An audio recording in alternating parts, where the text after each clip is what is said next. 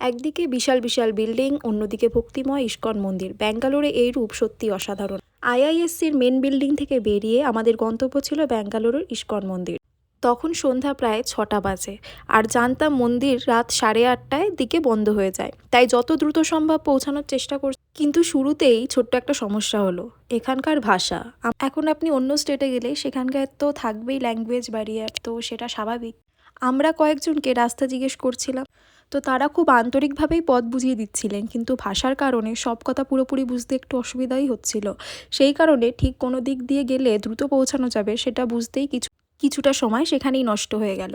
ব্যাঙ্গালোরে এই অংশের রাস্তার গঠন আমাদের কাছেও নতুন ছিল। কোথাও রাস্তা উঁচু, তো কোথাও নিচু, আন্ডারপাস, কোথাও বাসের জন্য আলাদা রাস্তা, আবার মানুষের হাঁটার জন্য সম্পূর্ণ আলাদা পথ।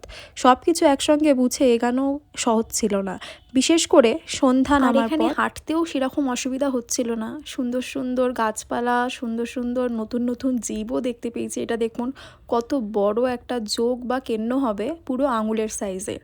আর কিছুটা এগিয়ে দেখি এখানে ওরা গর্ত করে এখানেই বাসা করে রয়েছে, এরকম বড় বড় গাছের নিচে এরকম এত বড় বড় কেন্ন। তো ফাইনালি আমরা আইআইএসসি থেকে বেরিয়ে পড়েছি।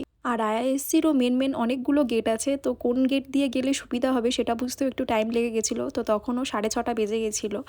তারপরে আমরা চলে গেছিলাম বাস স্ট্যান্ডে। শেষ পর্যন্ত আমরা বাসে ওঠারই সিদ্ধান্ত নিলাম, কিন্তু পরে মনে হচ্ছিল যদি শুরু থেকেই হেঁটে যেতাম তাহলে হয়তো তাড়াতাড়ি পৌঁছে যেতাম। এখানে দেখুন মানুষজন তাড়াতাড়ি যাচ্ছে, কারণ অলরেডি তখন 8টা বেজে গেছে। আর আমাদের চেকিংয়ের পর আমরাও বেরিয়ে পড়লাম মন্দিরের উদ্দেশ্যে। আর এখানে দেখুন এত বড় বড় বিল্ডিং। এটা কিন্তু দোতলায় অলরেডি আমরা চলে এসেছি। আর এখানে পা ধুয়ে তারপরেই আপনি মন্দিরে যেতে পারবেন, জুতো রেখে। তারপরে আমরা আস্তে আস্তে মন্দিরের দিকে এগাচ্ছিলাম। দেখুন এটা দোতলায়, আর পাশ দিয়ে যাচ্ছিল মেট্রো।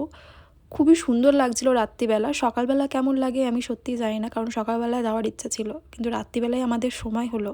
কিন্তু রাত্রিবেলাও খুব সুন্দর লাগছিল আলোতে। আর ওখানে গিয়ে বারবার আমার মনে পড়ছিল মায়াপুরের কথা, কারণ এতদিন মায়াপুরেই গেছি। মায়াপুরে প্রায় 2-3বার গেছি, আর এই প্রথমবার ব্যাঙ্গালোরের ইস্কন মন্দিরে আসলাম। আর এটা দেখুন আমি বৃন্দাবনে গেছিলাম 2023-এ। সেখানে গিয়ে দেখেছিলাম একটা সোনার তাল গাছ বা নারকোল গাছ, সেটা জানি না, কিন্তু এরকমই একটা গাছ রয়েছে, কিন্তু ওটা রিয়েল সোনার আই থিঙ্ক। আর এটা সাজানোর জন্য রাখা ছিল। আমরা প্রায় অনেকটাই হেঁটে এসে তাও আপনাকে 2-3 ধাপ এগোতে হতো আরও সিঁড়িতে উঠে। আর ভিতরে ক্যামেরা বা ফটো তোলার অ্যালাউ ছিল না, তো আমি বাইরে থেকেই যতটা চেষ্টা করছিলাম ভিডিও করার। তো এখানে হচ্ছে বাইরে থেকে দেখুন এটা প্রায় মন্দিরের কাছাকাছি চলে এসেছিলাম। খুবই সুন্দর লাগছিল আলোতে। এরকম 2-3 ধাপ করে আলাদা আলাদা জায়গায় যাবেন, আর আলাদা আলাদা ঠাকুর রয়েছে। আর অবশেষে আপনি প্রভুকে দেখতে পাবেন, প্রভু চৈতন্যদেব, শ্রীকৃষ্ণ, রাধা সেখানে মেন মন্দিরে তারাই রয়েছেন। তো আমরা অবশেষে পৌঁছিয়ে আমাদের সৌভাগ্য ছিল যে আমরা আরতিটা দেখতে পেয়েছিলাম, সন্ধ্যা আরতি। আর এটা হচ্ছে মন্দিরের বাইরের ভিউটা, ভিতরে তো ক্যামেরা অ্যালাউ ছিল না।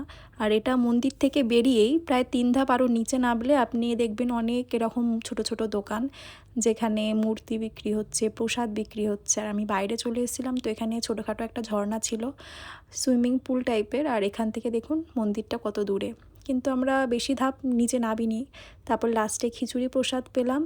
আর অনেক দিন ফুচকা খাইনি, তো ভাবলাম দই ফুচকা খাই। আর এখানে দইটা দেখুন অনেক অনেক দই দিয়েছিল, তো নরম হয়ে গেছিলো, তাই খেলাম, কারণ অনেক দিন আমি ফুচকা খাইনি। অবশেষে জুতো নেওয়ার জন্য দেখুন পাহাড়ি রাস্তার মতন এটা গড়গড় করে আমরা নিচে নেমে যাচ্ছিলাম। আর তাহলে চলুন আজকে এইটুকুনি, জুতো কালেক্ট করে আমরা যাব বাড়ির উদ্দেশ্যে। ভালো থাকবেন, আবার দেখা হবে।